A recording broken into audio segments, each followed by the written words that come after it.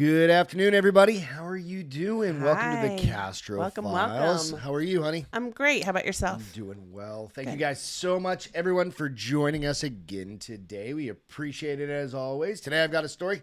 It's a kind of an interesting I can't wait serial to hear killer about it. one. Just the But title it's gonna made be me a very curious. interesting serial killer one that you may or may not have heard of, because I hadn't heard of her. before I No. started doing the research. But first things first, go out, like, subscribe to the YouTube channel if you don't mind, the Castro Files. We push everything, all the photos from shows and stuff go out to the Castro Files Instagram channel. Yes. So go out, follow that page as well if you want to see all of that. Yep. And then lastly, go out and you can listen if you want to listen to our shows. You can check them out on iTunes and Spotify. We post these out under The Bar is Open with Beth and Greg, which is another show that we have as well. Right. So lastly, you can always check out our swag. If you want to get a shirt, you want to Great get a stuff. cup, you want to Good get stuff. a hat, you want to do something like that. Sweatshirt for those of you that live in the north. Yeah, where it's freezing. Freezing. Always. Always. Sorry. Anyway, you can check that out at Minor League Studios /thecastrofiles.com. And then, of course, you can just check it out down in the show notes. So. Exactly. All right, with that, I'm going to jump Can't in. wait. Are you ready? I'm totally ready. Okay. So I was kind of just like tooling around, and I'm like, let's look up some crazy serial killers, because that's what one does, right? Right. And that's what I did. So I found this story that I had never heard. And this is on All That's Interesting and the website, allthat'sinteresting.com. Meet Elizabeth Bathory, the Blood Countess, who may have been history's most prolific female serial killer. This was written by Elizabeth Sherman in October of 2022. All right, let's get into the story. From 1590 to 1610, Elizabeth Bathory allegedly tortured and killed hundreds of poor servant girls and women in Hungary. Oh my gosh. But was she actually guilty of these heinous crimes? In early 17th century, rumors began to circulate around the village of Trenčín, probably reckon that town name, in present-day Slovakia. Peasant girls looking for servant work in the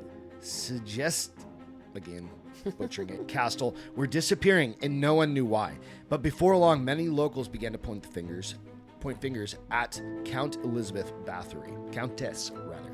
Bathory, a scion of powerful Hungarian family and the product of inbreeding between Baron George Bathory and Baroness Anna Bathory, called the Szeged Castle home. She had received it as a wedding gift from her husband, the famed Hungarian war hero, Ferenc Nazadeh. We're going to go with that. Yep. By 1578, Nazadeh had become the chief commander of the Hungarian army and embarked on a military campaign against the Ottoman Empire, leaving his wife in charge of his vast estates and the governing of the local populace. At first, all appeared to have been well under Bathory's leadership, but as time went on, rumors that Bathory tortured her servants began to spread. And when Bathory's husband died in 1604, these views became much more widespread and dramatic. She would soon be accused of not only torturing and killing hundreds of girls and women who entered her castle. Anyway, I said it right.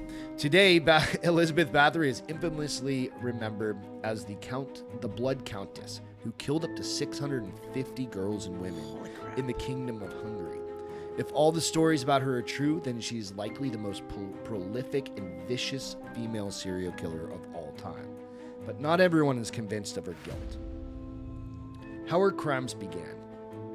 Elizabeth Bathory was born on August 7th, 1560, in a town in Hungary that I can't say. Raised in a noble family, Bathory knew a life of privilege from an early age, and some say she would later use that power to commit heinous acts. According to witnesses, Bathory's crimes took place between 1590 and 1610, with most of the vicious murders happening after her husband's death in 1604. Her first targets were said to have been poor girls and women and young women who were lured to the castle with the promise of servant work. But as the story goes, Bathory didn't stop there. She allegedly expanded her sights and began killing daughters of the gentry who had been sent to the castle for their education. She also supposedly kidnapped local girls in the area who would never have come to the castle of their free will. As wealthy noblemen, Bathory noble woman, Bathory evaded the law until 1610, according to the History Channel. By that point, Bathory had reportedly killed multiple victims of noble birth. Of course, that's where you're going to have the problem, Yeah. right? Kill all the servants. Right. Don't start messing with the upper crust, right?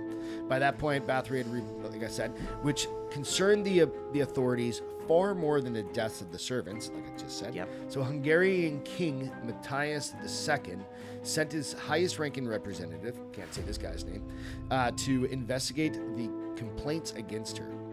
Thurzo collected evidence from some 300 witnesses who leveled a bevy of truly horrific charges against the Countess.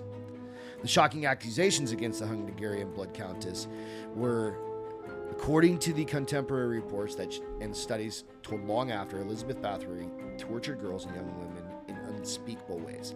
She allegedly burned her victims with hot irons, beat them to death with clubs, stuck needles under their fingernails, poured ice water over their bodies, and left them to freeze to death outside in the cold, covered them in honey so that bugs could feast upon their exposed skin, sewed their lips together, and bit off chunks of flesh from their breasts and lips and faces. Oh my gosh. Witnesses claimed that Bathory's favorite method of torture was using scissors to mutilate her victims' bodies and faces. She supposedly used the instruments to cut off their hands, noses, and genitals. She sometimes even used scissors to slice open the skin between the victim's fingers. Ugh. Like, have you ever gotten a paper cut between your fingers? Yes. Like, that is bad enough. That feels like I'm getting sliced. Yeah. Those horrific acts of violence and the sometimes supernatural legends around the crimes help define Elizabeth Bathory's terrifying legacy today. At the time of Thurzo's investigation, some accused her of being a vampire, while others claimed to have seen her have sex with the devil.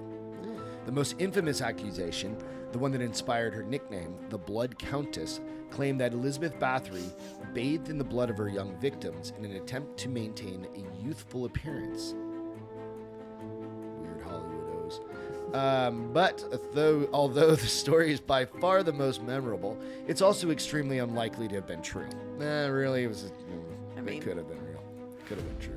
I don't think There's so, always a grain of truth. According to the Sci-Fi Channel, this claim didn't even appear in print until after she's been dead for more than a century. So they're adding on to the lore of the myth, right? Considering the mythological elements of Bathory's alleged crimes, it begs the question of how much of her bloody story was actually true, and how much was just made up to take a powerful and wealthy woman down. Was Elizabeth Bathory really a Blood Countess? After hearing the accusations, Thurzo ultimately charged Bathory with the death of 80 girls. That said, one witness claimed to have seen a book kept by Bathory herself where she recorded the names of all of her victims, 650 in total. This diary, however, appears to have been only a legend. When the trial ended, Bathory's alleged accomplices, one of whom had worked as a wet nurse for the Countess's children, were convicted of witchcraft and burned at the stake. Bathory herself was spared from the execution due to her status as a noble. However, she was bricked up and isolated in a room in the castle, where she remained under house arrest for 4 years until her death in 1614. But Bathory's case may not have been as cut and dry as it seemed. In fact, some modern Hungarian scholars say that it may have been motivated more by others' power and greed than her supposed evil. Okay. She was a woman in charge of a castle, in charge of a town, in charge taken of down. all of these lands for her husband. Right. And then he died, right? Now that's all hers. Right. But she doesn't want to remarry. And then, because back in the day, right? Weren't dudes supposed to be... Yeah, they were very chauvinistic. Yeah, exactly. It turns out that King Matthias II owed Bathory's late husband and then her a sizable debt. Matthias was not inclined to pay it, though, which historians say may have fueled his move to incriminate the Countess in multiple crimes and then deny her the opportunity to defend herself in court. Likewise, some historians say that witnesses probably provided incriminating yet contradictory testimonies under duress, and that the king called for the death penalty before Bathory's family could intervene on her behalf. This too may have been politically motivated, as the death penalty meant that the king could seize her land. There you go. Right? Simple way to get rid of your Well, problem. you've got the debt he owes, and now he wants her land. Right. Perhaps historians say the true story of Elizabeth Bathory looks more like this. The Countess owned strategically important land that increased her family's already vast wealth. As an intelligent, powerful woman who ruled without a man at her side, and as a member of a family whose wealth intimidated the king, his court went on a mission to discredit and ruin her. The best case scenario is that Bathory abused her servants, but came nowhere near the level of violence alleged at her trial. Worst case, she was a blood-sucking demon from hell to murder young women, both for form of compelling story. Even if one is probably more true than the other, right? So, that's the story That's a good story. Elizabeth Bathory. It's probably the king. I've seen Robin Hood. So here's the thing, too. So over time, that story has probably grown. Just like any myth. Before they didn't have the names, mythology. the book with the 650 names, this book that's never been found. So somebody was like, "Ooh, wouldn't it be cool if we threw that in? Throw that in." Right, yeah. Just go through and write a list. And be and like, if you've that's her, seen, right. like, Robin Hood or Game of Thrones, they're people. they're kings. They're all out for themselves, but having a strong woman at the helm was hard for men to swallow. Absolutely. So yeah, 100%. I think it was probably a little bit of what do you call it today when you frame? A little bit of a framework. It was a frame job? Yeah, frame job. She was framed? I was like, what is it called? Yeah, framed. A frame job. Absolutely. Yeah. So, I don't know. Was she a blood countess or was she just, they screwed her? Yeah, I don't know. Maybe a little bit of both? Probably. I think she was, the king needed some money, wanted that land. And she was a bit cruel. And it's easy. Yeah, Yeah. We all sing. We'll never know. You never know. Exactly. Will we? No. So, thank you so much. I hope you enjoyed that show, this episode. If you did, go out, hit the like and subscribe button. Yes, please. Thumbs up on that. Yeah. On your way out. We'll catch you next time. Thanks so Bye, much. guys. Have a great day. Cheers.